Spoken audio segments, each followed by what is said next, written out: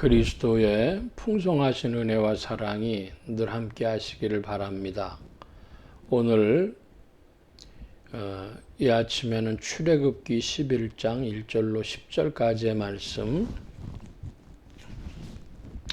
생명의 삶 큐티 4월 30일자 금요일자 말씀입니다. 1절입니다. 여호와께서 모세에게 이르시기를 내가 이제 한 가지 재앙을 바로와 애굽에 내린 후에야 그가 너희를 여기서 내보내리라. 그가 너희를 내보낼 때에는 거기서 반드시 다 쫓아내리니 백성에게 말하여 사람들에게 각기 이웃들에게 은금 패물을 구하게 하라 하시더니 여호와께서 그 백성으로 애굽 사람의 은혜를 받게 하셨고 또 그 사람 모세는 애굽 땅에 있는 바로의 신하와 백성의 눈에 아주 위대하게 보였더라. 모세가 바로에게 이르되 여호와께서 이와 같이 말씀하시기를 밤중에 내가 애굽 가운데로 들어가리니 애굽 땅에 있는 모든 처음 난 것은 왕위에 앉아 있는 바로의 장자로부터 맷돌 뒤에 있는 몸종의 장자와 모든 가축의 처음 난 것까지 죽으리니 애굽 온 땅에 전무후무한 큰 부르짖음이 있으리라. 그러나 이스라엘 자손에게는 사람에게나 짐승에게나 개 한 마리도 그 혀를 움직이지 아니하리니 여호와께서 애굽 사람과 이스라엘 사이를 구별하는 줄을 너희가 알리라 하셨나니 왕의 이 모든 신하가 내게 내려와 내게 절하며 이르기를 너와 너를 따르는 온 백성은 나가라 한 후에야 내가 나가리라 하고 심히 노하여 바로에게서 나오니라. 여호와께서 모세에게 이르시기를 바로가 너희의 말을 듣지 아니하리라. 그러므로 내가 애굽 땅에서 나와 나의 기적을 더하리라 하셨고 또 모세와 아론이 이 모든 기적을 바로 앞에서 행하였으나 여호와께서 바로의 마음을 완악하게 하셨으므로 그가 이스라엘 자손을 그 나라에서 보내지 아니하였더라. 출애굽기 11장 이하의 말씀에 보면 이제 한 가지 남은 재앙, 즉 장자 재앙에 대하여서 모세에게 여호와 하나님께서 말씀하고 있는 부분을 우리가 볼 수가 있습니다. 여기서 한 가지 조금 우리가 성경을 읽을 때 기억해야 될 것은 지금으로부터 수천 년 전에 한 4,000년 전에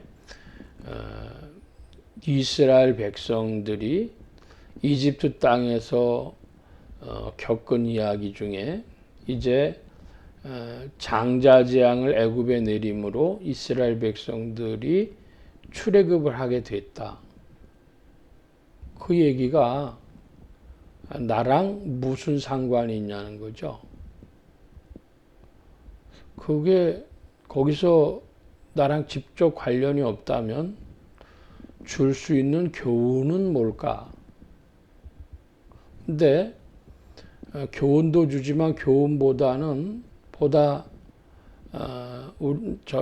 나랑 관계 있을 수 있는 것이 있는데 이것이 어떤 예표, 어떤 상징을 주는가 할 때에 이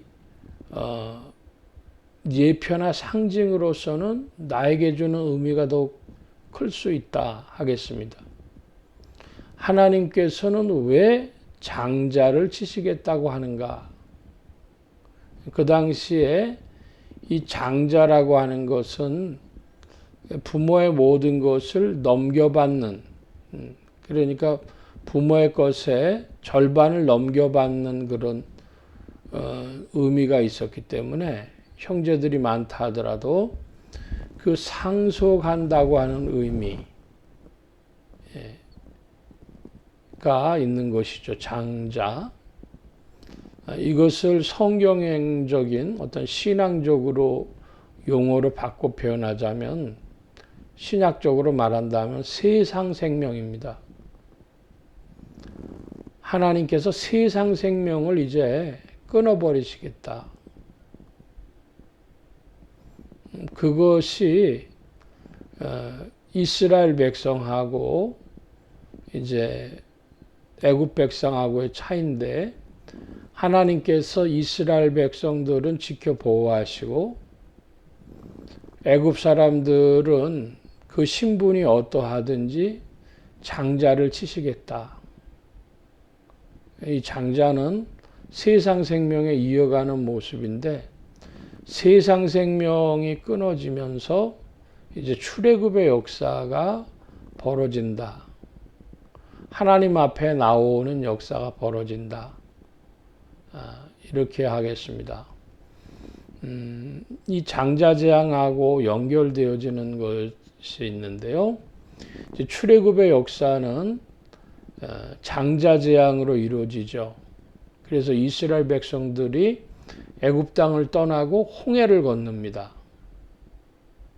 40년 광야 생활을 한 후에 이제 애굽 땅에서 가나안 땅으로 들어가려면 요단강을 건너는데요. 그 요단강을 건너가서는 길갈이라고 하는 곳에 기념비를 세우고 애굽의 수치가 굴러 떨어졌다 그럽니다. 굴러갔다. 애굽의 수치가 이제 굴러갔다. 끝났다. 그러니까 끝나는 게 두 번입니다. 하나는 홍해를 건너므로 끝나고 하나는 요단강 건너므로 끝납니다. 애굽의 수치가 굴러 떨어졌다 하는 이곳까지 가기 전에 장자재앙과 길갈이라고 하는 이 두 가지를 우리가 살펴보면 세상 생명이 두 가지 방식으로 끝난다고 할 수 있습니다. 하나는 하나님을 향하여서 돌이키는 것이고 두 번째로는 하나님의 통치 안으로 이제 이끌림을 받고 온전한 이끌림을 받고 이제 승리의 전쟁을 치르며 나아간다는 것이죠. 조금 더 다른 용어로 바꿔 표현하면 이제 예수 믿기를 시작했고 그 다음에는 깊은 은혜 체험으로 승리 생활을 해 나간다. 성화 생활을 해 나간다 이것입니다. 이 홍해와 요단강으로 표현하는 것처럼 홍해는 이 애굽과의 절연이었죠. 세상과의 절연이었죠. 그런데 그 요단강은 이제 하나님의 완전한 통치 안으로 들어가는 것을 표현한다면 우리가 신앙생활이 이제 본격화되었다 는 표현으로도 할 수 있을 겁니다. 그러면 사람으로 얘기하자면 어떤 사람이 세상의 일에 흥미를 잃고 허무함과 그 비참함과 고독함을 깨닫고 하나님께로 발걸음을 돌린 겁니다. 하나님께로 발걸음을 돌렸는데 그가 이제 교회 생활을 시작을 합니다.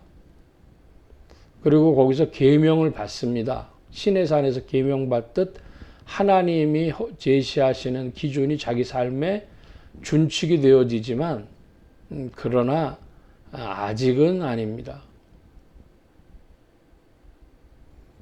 신앙생활에 나가다가 어떤 시점에 이르면 그때는 성령의 풍성한 은혜 가운데 하나님만 예수 그리스도만이 나의 주님이시라고 하는 고백이 나오는 것이죠.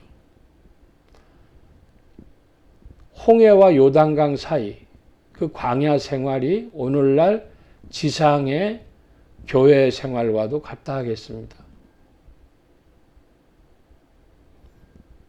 예수 안 믿던 사람이 교회로 발을 디디는 것. 근데 문제는 그냥도 디디지만 대부분의 많은 사람이 자신의 실존적인 면, 어떤 세상에서 낙심했다든지 좌절했다든지 허무하다든지 고독하다든지 등등의 이유가 그의 뼛속 깊이 찾아올 때에 이제 삶의 방식을 바꾸죠. 이게 지상교회의 첫걸음입니다. 그런데 그러다가 이제 여러 씨름을 하는 중에 그리스도만이 나의 주님이시다 라는 고백에 이르게 됩니다. 그 기간이 짧은 이들도 있고 좀 긴 이들도 있습니다. 그럼 길다면 언제까지 기냐? 어떤 사람은 몸은 지상교회에 와 있지만 친구 만나러 나오고 무슨 친척 때문에 나오고 해서 그 어떤 실존적인 변화도 없이 지상교회 생활하는 이들이 있어요. 그리스도만이 나의 주님이시라면 그 다음에 고백이고요. 실존적인 변화도 없이 지상교회를 출입하는 이들이 많이 있는 것입니다. 그러다가 이제 세상 생명이 끊어지는 체험을 해서 교회 생활이 되어지다가 그렇게 해서 어떤 사람은 그걸 가지고 예를 들어 30에 교회를 발걸음 쳐 옮겼습니다. 결혼하고 이사가고 하다가 그 동네에서 누가 전도를 해서 한 37살쯤에 교회 발걸음을 처음 옮겼어요. 예수 모르던 사람이 교회를 나왔습니다. 그러면은 뭐 성경 읽고 하면서 이제 신앙생활을 하겠죠. 근데 야구가 재밌고 뭐 해갖고 부인만 나가라 그러고 자기는 안 나가고 그냥 그러고 지내는 거예요. 그러다가 나이가 50이 될 수도 있고 60이 될 수도 있고 70이 될 수도 있고요. 어떤 이는 80이 될 수도 있어요. 그러니까 그 기간이 광야생활 40년이라고 하는 것이 어떤 이에겐 정말로 40년이 될 수도 있는 겁니다. 그렇다면 37에 예수 믿었으면 77세 되겠죠. 굉장히 지난한 얘기입니다. 실존적인 변화로 교회 발걸음을 디뎠다. 그러나 그것이 그리스도만이 나의 주님이시라는 고백이 나올 때까지는 좀 시간이 필요한 것입니다. 요단강 건너서 길갈이 나와야 애굽의 수치가 굴러 떨어지는 것입니다. 어떤 이들은 그게 아주 짧은 이들도 있어요. 애굽의 수치는 굴러 떨어져 갔는데 이 지상에서 여호수아가 가나안 땅을 정복해 들어가듯이 이제 승리의 전쟁을 벌입니다. 그런데 항상 승리하는 것 아니고 일전일대 공방전을 벌이죠. 가나안 전쟁에서 중요한 그 지점이 나옵니다. 초입에서 나오는 건 여리고 전쟁은 하나님의 능력으로만 이기고요. 그 다음에는 돈 문제가 나와요. 제가 그 말씀 오늘 아침 길게 드리는 게 아니고요. 자, 우리가 자기 삶에 실존적인 변화가 일어나는 것, 세상 생명이 끝나는 것.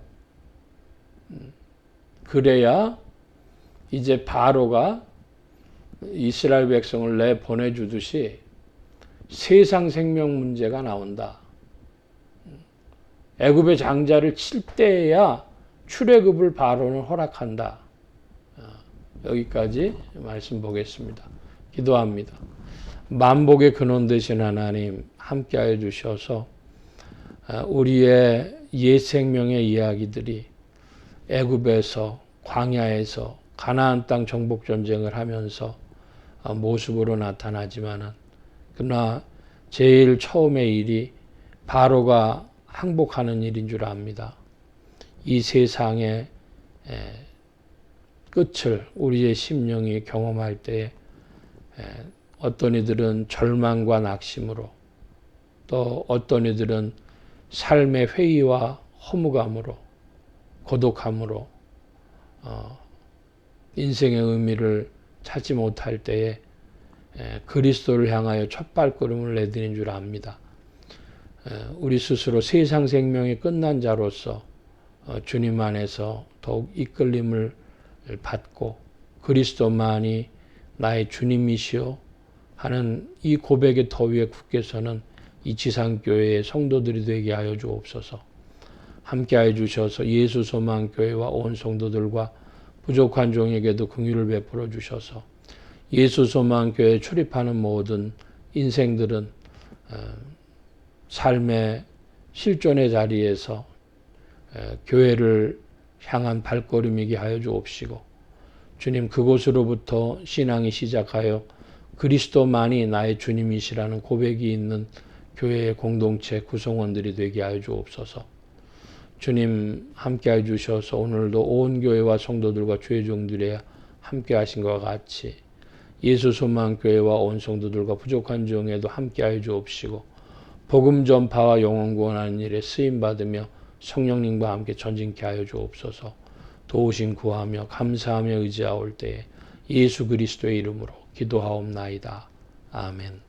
하늘에 계신 우리 아버지여 이름이 거룩히 여김을 받으시오며 나라의 마옵시며 뜻이 하늘에서 이루어진 것 같이 땅에서도 이루어지이다. 오늘날 우리에게 일용할 양식을 주옵시고 우리가 우리에게 죄 지은 자를 사하여 준 것 같이 우리 죄를 사하여 주옵시고 우리를 시험에 들게 하지 마옵시고 다만 악에서 구하옵소서. 대개 나라와 권세와 영광의 아버지께 영원히 있사옵나이다. 아멘.